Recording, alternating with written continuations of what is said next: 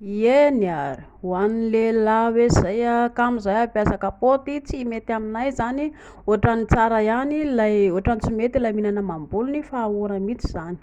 Ity ny tabory iry le lohany mamoaka ilay tsiranoka kely, ny dikan'izay rehefa tonga ny lahy de aza mitratrevatra mipapapapapa tsisy farany ao anatiny ao ny ataony lahy, tsy izay ny ataony lahy, hoe andeha haletoko aho le izy de apelipeliko be ohatran'izay, avoaka ao anaty lalan-jaza le izy, avoay rehefa tsapany lahy hoe ho tonga le izy, avoaka de ny dikan'izay ary ivelany zany le izy ary ivelany zay ifanarahanareo roa moa zany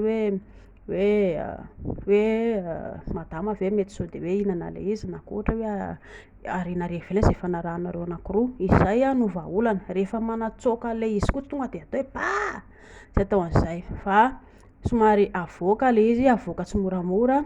de somary afaka ahodina kely ohatran'izao, eo ihany koa hoe afaka tapenan'ny lahy kely ohatran'izao, raha ohatra nareo ka mbola hihodina kely mbola tsy tian'ny lahy hoe ho tonga le izy zany de tapenan'ny lahy kely ohatran'izao eto amin'ny lohany eto de ny dikan'izay mbola tsy lasa le izy aveo, zay zany teknika ho an'ny lehilahy raha hoe ohatra hoe mbola tsy tian'ny lahy le izy ho tonga rehefa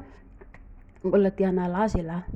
fa hisorohan'le izy le mety hoe lasa anaty lalan-jaza zay de mila tsy maintsy avoaka le izy, ianarana io tompoko fa tsy hoe vitany hoe ahoana le izy zany atao sa mety sa tsy mety, rehefa tsy mianatra an'izay lahy zany de tsy mety le izy.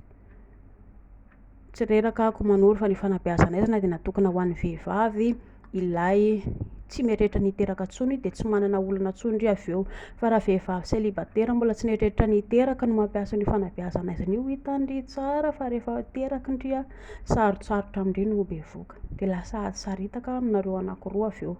mazava zay mety foana io na kely na lehibe na lava na ohatr'izay fa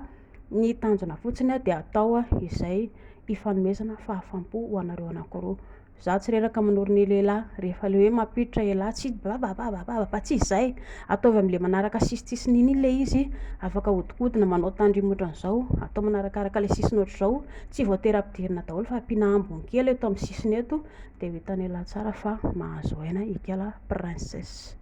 mazava zay. Ho an'ny vehivavy torohevitra ihany koa ny atoroko tsy mila hoe miandry fotsiny ndry, atoroy an'ny lehilahy zay zavatra tiandry, atao mafimafy, atao moramora, atao somary mihodinkodina, manoro ny lehilahy ndry de am'izay mahazo fahafinaretana, raha miandry fotsiny eo ndry tsy misy zavatra fantatry ary tsy mahazo fahafinaretana zany mihitsy indry, zay de mahazo tao.